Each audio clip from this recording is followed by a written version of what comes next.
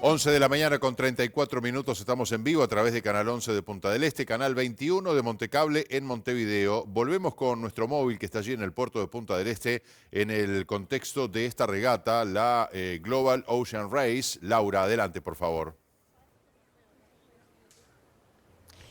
Gracias, Marce. Bueno, ahí, perdón, debo corregir un detalle. Estamos en el muelle de la Parada 3, porque lo que se está desarrollando ahora es el desfile náutico en el marco de los 100 años de el Yacht Club Punta del Este. La regata, ayer llegó el primer barco, seguramente mañana tendremos más información porque mañana van a estar llegando los próximos barcos de esta regata que tiene... Te diré que a toda la directiva del Yacht Club Punta del Este, pendientes en todos los detalles, porque es una regata muy importante, emula lo que fue la Whitbread hace unos cuantos añitos, y están, bueno, como que toda la atención puesta en eso. Nosotros estamos aquí disfrutando de lo que es este desfile náutico, que te cuento que hace unos minutitos salió, bueno, como es habitual, digo, los barcos se saludan entre ellos para comenzar este desfile, se escuchaban las bocinas de los barcos y ya salieron.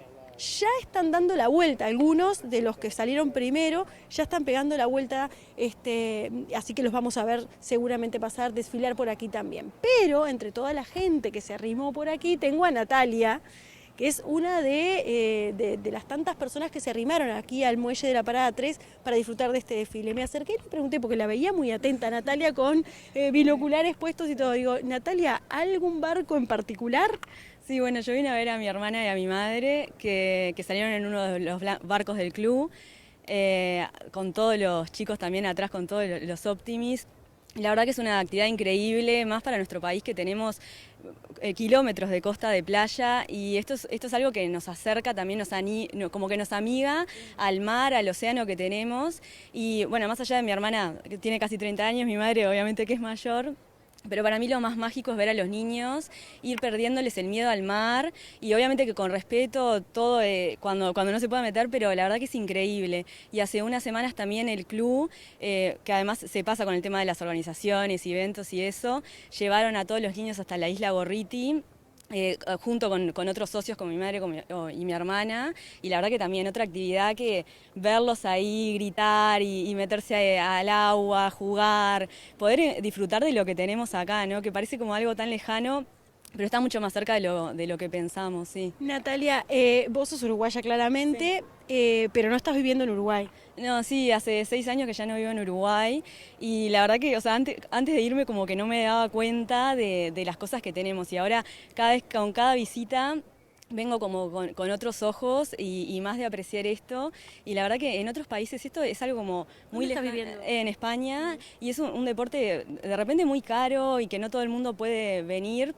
Pero la verdad que el club de Punta del Este, lo que tiene, yo sé que tiene muchas, o sea, no puedo hablar, no soy socia y no sé muy bien cómo se maneja, pero sé que tiene muchos beneficios también para la escuela de Punta del Este, que tienen clase para los niños, sé que también tienen como bonos de 10 clases para el verano, y así fue que empezó mi hermana el verano pasado. Y bueno, ya hace unas semanas estuvo una regata y todo, que salieron quintas en 19 de varios países regional, y también... No sos socia, pero lo vivís de cerca, Claro. porque en realidad, digo, tu mamá y tu hermana hoy están navegando, entonces eso Claro. también te hace estar muy cerquita a las actividades y al manejo, digamos, de lo que es la náutica. Claro, por supuesto, y de repente uno sigue otros deportes, pero la verdad que si uno ve un poco a nivel mundial, los uruguayos navegando, la verdad que estamos muy bien posicionados, tenemos muchas herramientas, y bueno, eso es disfrutar, y eso es como ese abrazo que le damos al mar, que de repente quedamos un poco más alejadas, que nos vamos a una cancha de fútbol, que nos vamos a una cancha de tenis, pero esto es algo que lo tenemos acá. Y por más que sí, en invierno es ventoso, hace frío, pero es lo que lo hace más mágico también. Y a diferencia, un velero, a diferencia también de repente un yate, es que vos vas con el silencio del mar, escuchás las olas y el mar cómo te va rompiendo en el casco de ese velero. Entonces es un momento súper mágico. Natalia, vos Sí. tenés que empezar a navegar también, quiero que lo sepas, porque el entusiasmo, te cuento, Marce, el entusiasmo que ella tenía cuando largó el desfile, la miré y dije, no la puedo interrumpir, porque en realidad estaba súper entusiasmada, y claro, entendemos, ¿no? Digo, después que me contó que viene desde España y uno ve las cosas distinto cuando viene de lejos, y mamá y hermana navegando, bueno, Claro, sí, por supuesto. Sí, es que es algo que te termina atrapando, ¿no? Porque, digo, es algo que de repente empiezan tus hijos o tus nietos a disfrutar y te va más como más la curiosidad de ver cómo es, de salir un poco, una vuelta, y sí, claro, es algo que te va atrapando. Además, un día espectacular como hoy, por ejemplo, la verdad que se disfruta el doble, ¿no? Y sí, sí, total, total. Natalia, yo te quiero agradecer muchísimo haber charlado con nosotros este ratito. Íbamos a charlar también con los abuelos acá, pero no se animaban mucho a salir al aire, así que los vamos a dejar tranquilos, están disfrutando también de este desfile como un montón de gente más. Y por el otro lado, allá detrás de cámara, hay más gente disfrutando. Así que muchísimas gracias. No, gracias a ustedes por apoyar esto y hacerle difusión también, y ojalá que más gente se anime también y bueno, que los que estén en la playa estén disfrutando también el espectáculo. Claro que sí, y si están cerca, arrímense a la costa porque lo puedes ver hasta la parada 25 y después pegan la vuelta, así que a lo largo de la costa vas a poder verlos, van todos en hilera, muy lindo espectáculo, precioso, realmente precioso. Natalia, Bueno, muchas gracias. ustedes. Marce, ¿vuelvo contigo? Impecable, muchas gracias Laura. Bueno, estaba a 500 metros del puerto y en vez de veleros que están dando la vuelta al mundo con este desfile náutico, pero bueno, en definitiva tenía que ver con esta actividad. Vamos a volver con el móvil más adelante que tiene otras novedades. Ahora recibimos aquí en el estudio de la mañana del 11 al periodista y escritor Leonardo Abercorn. Bienvenido Leonardo, ¿cómo estás? Gracias, muy bien, muy bien. Bueno, me alegro mucho. Hoy presentando el libro en el Hotel Barradas a las 7:30 de la tarde con entrada libre y gratuita, Caraguatá, una tatucera, dos vidas. Que bueno, yo estuve hurgando un poco y estas dos vidas pueden tener una doble interpretación, ¿no? O por el asesinato del peón rural Pascasio Báez y de el militante Tupac Walter Sansó, o por dos de los tantos testimonios que tiene el libro, que bueno, de alguna manera también son centrales en esta historia. Claro, hay dos testimonios centrales que son el de Ismael Bassini y el de Enrique Ossano. El libro termina siendo la historia de los dos muertos en la tatucera, Pascasio Báez y Walter Sansó, pero también la historia de Bassini y de Ossano, así que tiene ese juego el subtítulo. ¿Qué aporta este libro sobre lo que ya se ha escrito y dicho al respecto? Bueno, es la primera vez que Bassini y Ossano hablan, que estuvieron allí y que fueron protagonistas de esta historia. Bassini, de hecho, es el que mata a Pascasio Báez, nunca había hablado en público. Ossano también estaba allí, también participó y en principio como mi interés nació por hablar con Bassini, que nunca había hablado, que yo tenía referencias de él como una persona especialmente buena. En otros libros que yo había hecho me habían hablado mucho de Bassini, como por ejemplo en la etapa que estuvieron presos en Punta Carretas los Tupamaros. Bassini, que era unos años mayor que los demás y que tenía conocimiento de medicina, era un estudiante avanzado de medicina, era el que los atendía, los aconsejaba, era el que los cuidaba, también atendía a los policías, a los guardiacárceles. Tiene algunos episodios en su vida, por ejemplo en un tiroteo que queda herido un policía, él es el que lo atiende, lo tranquiliza, le dice, lo ayuda hasta casi que es inminente que llegue la policía, entonces tienen que huir, pero le dice, quédate tranquilo que tu herida es superficial. Y después también en la cárcel tenía testimonios de que era el que se preocupaba por los presos comunes que había y que eran gente, bueno, sin educación, sin valores, de tratar de transmitirles, bueno, que había otra vida, que había que tenían que salir del delito. O sea, siempre me llamó la atención cómo una persona tan buena terminó involucrado en el peor episodio del MLN. Entonces mi interés nació por Bassini, pero cuando Bassini me entró a contar cómo fue la historia según su memoria, dije, tengo que hablar con Ossano, porque él responsabilizaba a Ossano de parte de lo que ocurrió, una parte importante. Entonces fui a buscar a Ossano, del cual nunca, al revés que Bassini, nunca había oído hablar de Ossano. Y bueno, la historia como la cuenta Ossano es distinta. Es decir, ahí hay como un choque de recuerdos que no coinciden. Entonces, bueno, vos me decís que es lo nuevo, es que hablan ellos dos que nunca habían hablado. Yo creo que mucho queda claro. Se habían escrito, hay otro libro sobre... Este libro no es sobre Pascasio Báez, es como decíamos al principio, sobre todo lo que pasó en la tatucera Caraguatá, que es en Maldonado. Hay dos muertes, la de Báez y la de Sansó. Entre San Carlos y Pan de Azúcar, ¿no? Exacto, cerca de Pan de Azúcar más bien, más cerca de Pan de Azúcar.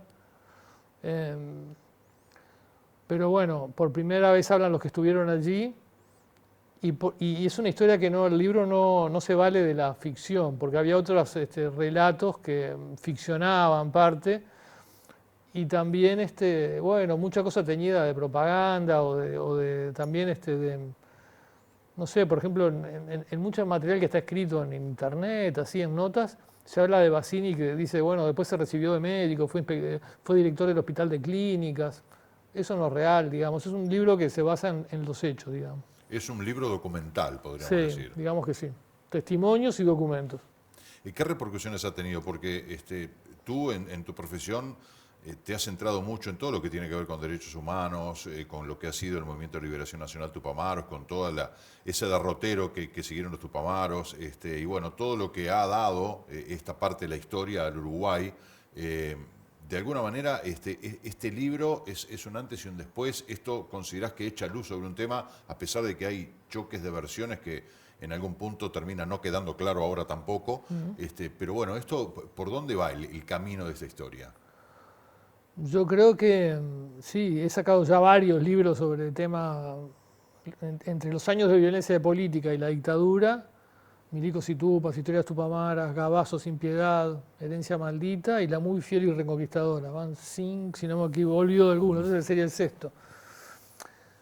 Este se centra en lo que pasó en un lugar, en el Caraguatá, ¿no? Pero yo creo que lo que me motivó, que era eso de cómo un tipo especialmente bueno termina siendo algo malo o especialmente malo, creo que arroja luz sobre las circunstancias que vivió el país en ese momento, porque había muchas buenas intenciones y quizás de ambos lados o de todos los lados, porque también aparece la clase política ahí, todos buscaban una salida para un momento de violencia y de crisis, pero la propia dinámica de los hechos termina siendo que no se pueda salir, es decir, cuando uno apela a la violencia, terminan ocurriendo cosas que no son las que uno en principio estaría más dispuesto a hacer o más afín a tu personalidad, digamos. Entonces creo que tiene una mirada sobre eso, sobre el efecto de la violencia en aquellos años, digamos. Este libro fue como una suerte de dique de contención, el salir a escribir este libro. Yo te escuché en alguna entrevista decir que bueno, como pasa en la historia y en la naturaleza humana, ¿no? Las personas van cumpliendo su ciclo de vida y se van yendo, y con esas personas se van testimonios valiosísimos porque pasa de un lado y pasa del otro, que es una cosa que uno a veces se preocupa y se pone un poco inquieto y ansioso cuando hablamos de estas cuestiones, que es necesario encontrar una verdad que la tienen algunos y que esos algunos de repente, o por pactos de silencio, porque la biología les puso punto final, se llevan a la tumba información clave para llevar a ese camino de la verdad y la justicia. Este libro, vos dijiste, bueno, yo tengo que escribir este libro porque yo necesito estos testimonios, porque antes que se vayan tengo que retratarlos en un libro. Y así fue que te pusiste a trabajar. Me pasó algo así, sí, empecé a pensar, recibo todo en el teléfono los comunicados de Crisol, la organización de expresos políticos. Sí. Y te llega poco menos que día por medio, todos los días, un comunicado de que murió un socio más, un expreso político más. O sea, no descubro nada, es decir, leer los fúnebres del diario también te muestra siempre políticos de aquella época, militares. O sea, se está yendo una generación que protagonizó todos esos episodios, y en un momento sentí eso, que los testimonios que no recogía allá, arranqué por el caso Roslik, entré a llamar, yo había publicado en la diaria, había accedido con un acceso a la información pública a la sentencia final de la justicia militar sobre la muerte de Roslik, y fue en aquel momento, fue hace un par de años, tuvo mucha repercusión porque era, lo que decía el juez militar lo estaba interrogando un oficial que se llama Dardo Ivo Morales, que dicho sea de paso nunca ha ido a la cárcel, y había 11 otros oficiales presentes mirando. Eso es lo que dice Entonces entré a llamarlos. Empecé con eso. Bueno, ahí encontré, como vos hablabas, un pacto de silencio, ninguno quiso hablar de todo. No los encontré a todos de los 11, pero pongamos que encontré a 6 o 7 y ninguno quiso hablar. Y entré a llamar gente de aquella época. Igual todo eso, esas charlas, aunque ninguno quiso hablar, esas pequeñas negativas muy enriquecedoras. son enriquecedoras y van a ver la luz en el próximo trabajo, digamos. Pero seguí llamando a otra gente, sin tener un rumbo muy claro. Es decir, bueno, gente que nunca hablé con ellos y que me interesa. Y en un momento dije, ¿por qué no llamar a Bassini, que siempre había querido, que ya lo había llamado hace unos años y me había dicho que no quería hablar? dije, ¿por qué no insistir con Bassini? Viste que a veces te pasa que cuando querés una entrevista mucho, no te animas a llamar porque si te dicen que no, se murió la ilusión.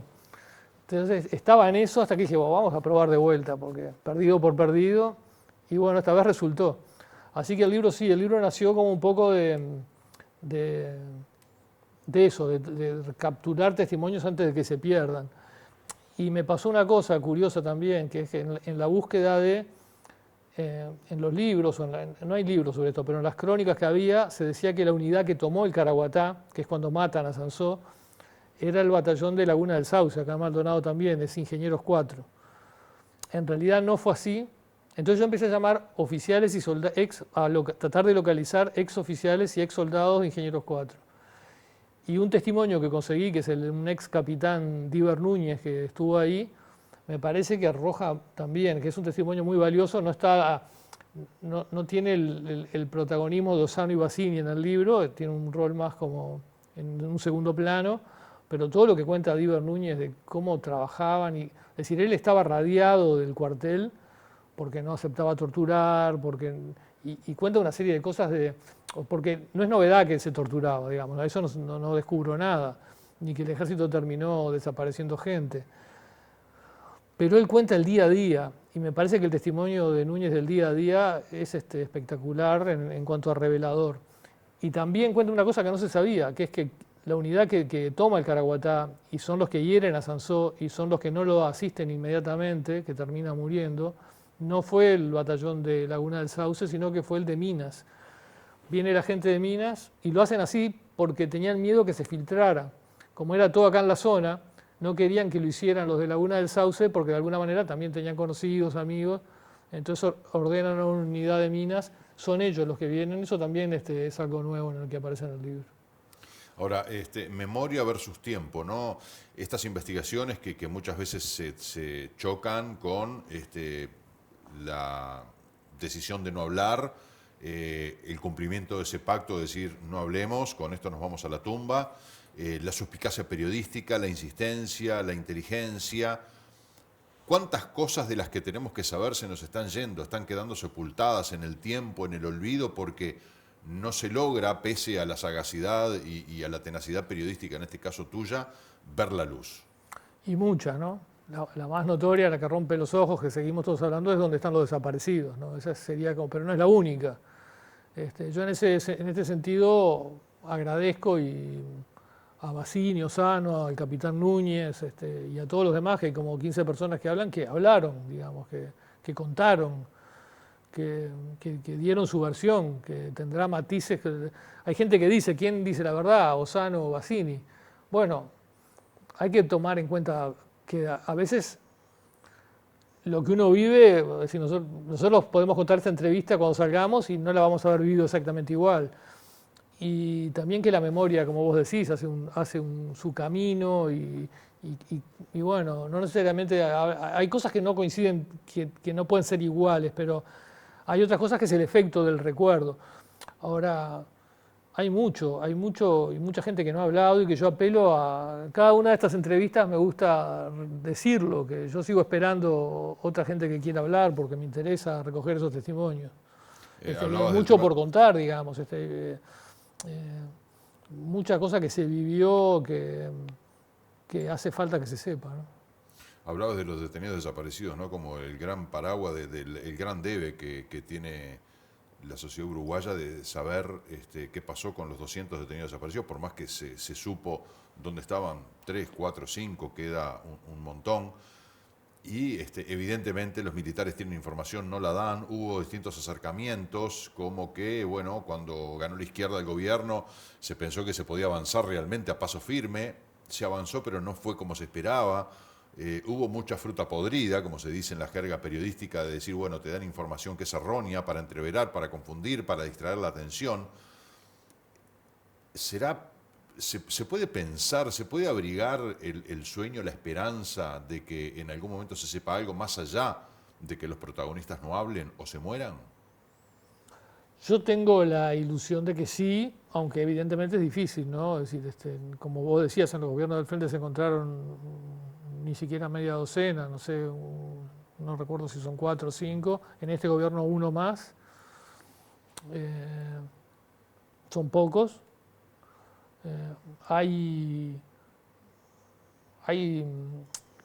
Yo tengo la idea de cuando hice el libro sobre Gabazo, que se llama Gabazo sin piedad, de que hay todo un ocultamiento deliberado de lo que fue el segundo vuelo, digamos, de un contingente de gente que desapareció en Argentina y que no se quiere, es decir, que la Fuerza Aérea ya admitió que el vuelo vino a Uruguay, eso lo admitió la Fuerza Aérea, pero quienes estuvieron involucrados han hecho lo posible por que eso no se corrobore o que se encuentre esa gente, porque sería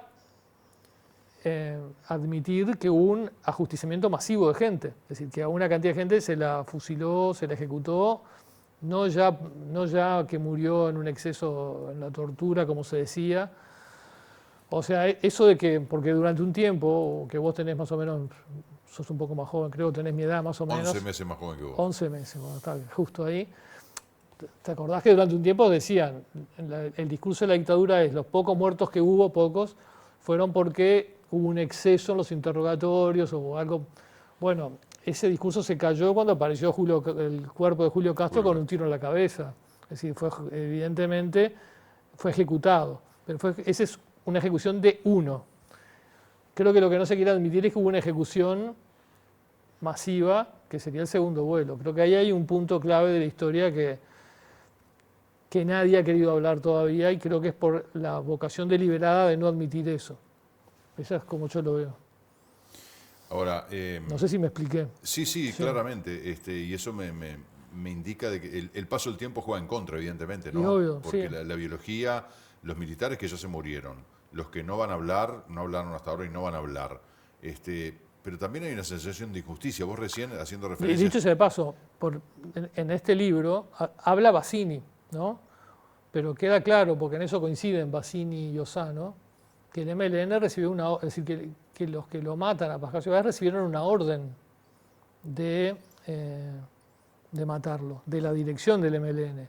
Y yo llamé a los integrantes de la dirección y no quisieron hablar. Es decir, está en el libro, no quiero anticipar que la gente lo lea, pero, o sea, habla Bassini, él asume las cosas que hizo, pero él recibió una orden y los que dieron la orden siguen sin querer admitir o hablar del tema. O sea que los pactos de silencio hay muchos. Y hay mucha gente que todavía no quiere decir, bueno, sí, yo hice esto por esto, que es el coraje que tiene Bassini en este libro, ¿no? Ahora, trazando una línea imaginaria, ¿no?, del Movimiento de Liberación Nacional Tupamaros, lo que han sido los secuestros, las torturas, las muertes, lo que fue la fuga masiva de Punta Carretas, lo que ha sido el vaivén, la recuperación de la democracia, hasta que un referente tupamaro como José Mujica llegue a ser presidente de la República, ¿no? ¿Cómo uno puede, me imagino, la mirada internacional para tratar de entender este fenómeno, que es un fenómeno político, pero también social, porque en definitiva Mujica fue un presidente electo democráticamente? Sin duda, sin duda. Y fue un presidente que hoy es una figura... reconocido mundialmente. Claro, muy popular y reconocida en el mundo, no solo en Uruguay. Y lo notable es que Mujica fue presidente apelando a las urnas, a la democracia, y se retiró entregando el gobierno a otro presidente, y la democracia no perdió calidad. Más allá de hay gente que te critica cosas del gobierno, pero lo que es evidente es que el Uruguay mantiene una línea democrática y hoy gobierna un partido distinto al de Mujica. Entonces, eso es notable. Yo creo que eso es algo, en lo personal de Mujica, notable, evolución en sus ideas y en su visión de la sociedad. Lo que creo que Mujica no ha hecho es sincerarse del todo respecto a lo que sabe. A lo que sabe, puede ser, pero sobre todo al cambio. Es decir, bueno, y al error cometido, y a lo que le costó al Uruguay el error cometido. Me parece que ahí debe, no soy yo quien para exigirle a Mujica nada, ¿no? Pero como yo lo veo, ha hecho un cambio notable en su concepción política. Fue un presidente que respetó la democracia cabalmente y hace un aporte hoy a la democracia, pero yo le digo, me gustaría, se lo he preguntado, he tratado de llevarlo a ese plano, pero evidentemente no ha querido. ser más sincero o más autocrítico o más introspectivo. Por ejemplo, en la película de Kusturica dice que, bueno, esa película que hizo Kusturica Sí, sobre sí. Mujica, dice que todo lo que le pasó mientras estuvo preso, en condiciones espantosas, mientras fue rehén de la dictadura, él dice, al final fue todo bueno, porque me hizo mejor, yo soy mejor persona. Eso dice así algo, estoy parafraseando, Sí, sí. y mi pregunta es, si se lo he preguntado, pero no he logrado una respuesta, por lo menos que yo entienda profunda, para la inteligencia que tiene Mujica, ¿no? Porque, digamos, es una persona muy, muy lúcida. Está bien, fue mejor para él, pero para el Uruguay y para la gente que lo acompañó, para la gente que él reclutó, porque era uno de los líderes, ¿fue mejor? Y para todos, para nuestra sociedad, ¿fue mejor?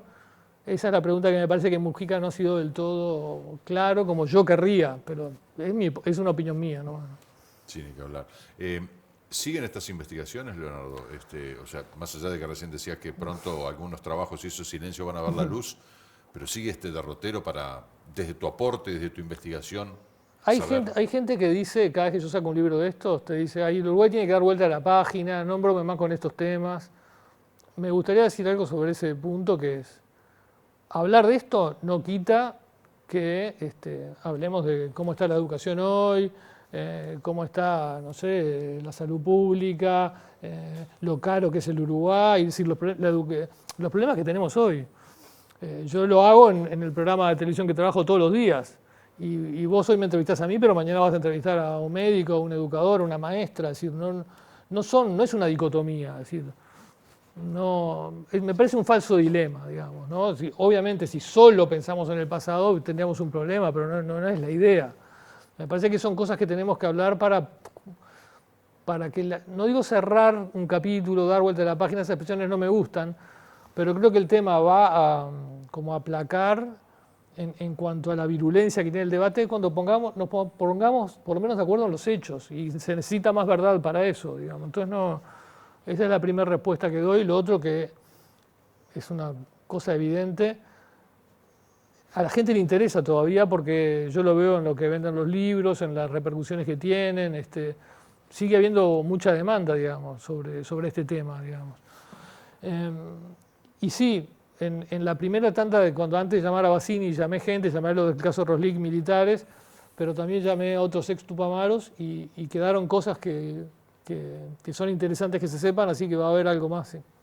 Leonardo, para cerrar, y justamente con algo que vos decías recién, yo no sé si las generaciones jóvenes, las generaciones nuevas, les interesa el tema, porque lo ven lejano en el tiempo, forma parte de la historia, aunque de la historia reciente. Ahora, ¿vos notás de que hay interés en los jóvenes de decir qué pasó con ese periodo tan negro en el Uruguay? ¿Qué pasó con la dictadura? ¿Qué pasó con los militares? ¿Qué pasó con los tupas, con los desaparecidos? ¿Cómo se vivía o cómo se vivió la dictadura en Uruguay? ¿O de repente hay una apatía, motivo quizás de la lejanía en el tiempo, de cómo se enseña, cómo se cuenta la historia reciente, o también una incidencia muy fuerte que fue lo que a vos te llevó a dejar de ser docente de la carrera de licenciatura de comunicación en la universidad, que decís, me cansé, me harté porque están en la pavada, en la bobada del Facebook y del WhatsApp en el 2015. Hoy se han sumado otras redes que idiotizan más todavía. O sea, ¿te parece que hay un combo de todas esas cosas como para que el tema pierda un poco de vigor y quede un poco ya sin interés, y que seas vos, como tantos otros, los que están acarreando para que ese tema no pierda vigencia? Creo que hay una mezcla de todo eso. Hace poco me pasó que un grupo de jóvenes, claro, no tan jóvenes, pero muchachos de 30 y algo, como que me contactaron, me buscaron para proponerme que les diera un curso sobre estos temas, así, y ellos formaron un grupo y tuvimos como 5 encuentros en los cuales, bueno, repasamos desde los años de violencia política y lo que les pasa hasta la dictadura, hasta la salida democrática. Y lo que les pasaba a ellos era que veían discusiones de sus padres, de sus mayores, y no entendían o no lograban decodificar, les faltaban elementos para participar del debate de alguna manera. Entonces creo que eso me revela que hay un grupo de gente que sigue interesada, otros que posiblemente no. Mujica dijo, hablando de Mujica, que esto se va a terminar cuando todos los que participamos hayamos muerto. Creo que de alguna manera tiene razón porque, claro, los temas, hoy nadie discute, no sé, los temas que estaban algunos que eran, no sé, en los años 50 o 40, que eran los que dominaban, bueno, de la dictadura de Terra, en fin, pero, por ejemplo, de Salsipuedes o el fin de los charrúas y si Rivera fue un genocida, todo eso se sigue discutiendo, por ejemplo. O sea que hay temas que perduran. Yo creo que los jóvenes, obviamente, no tienen el mismo interés que nosotros, en parte porque no lo entienden, y algunos muchas veces te preguntan, ¿cómo puedo hacer para ponerme a tiro y entender? Porque veo que están discutiendo y nadie me lo explica bien. Y tampoco los ayuda que haya dos versiones opuestas, porque eso te hace más compleja la tarea. O sea que hay que tratar de ayudarlos también a que entiendan, porque tampoco se las hacemos fáciles, ¿no? Tal cual. Leonardo, un gusto que nos hayas acompañado. Seguramente hoy en Hotel Barradas, recuerdo, a las 7:30 de la tarde, Leonardo Abercorn va a estar presentando su libro Caraguatá, una tatucera, 2 vidas, entrada libre y gratuita. Ya hay un montón de gente anotada. Reserven, como dice allí, barradas.losnotables@gmail.com. Bueno, comuníquense allí con el Hotel Barradas para reservar el lugar, porque si no van a quedar mirándola de atrás del vidrio. Gracias, Leonardo. Muchas gracias por haber invitado. Un placer. Claro, un placer. 12:06, hacemos una pausa y ya venimos.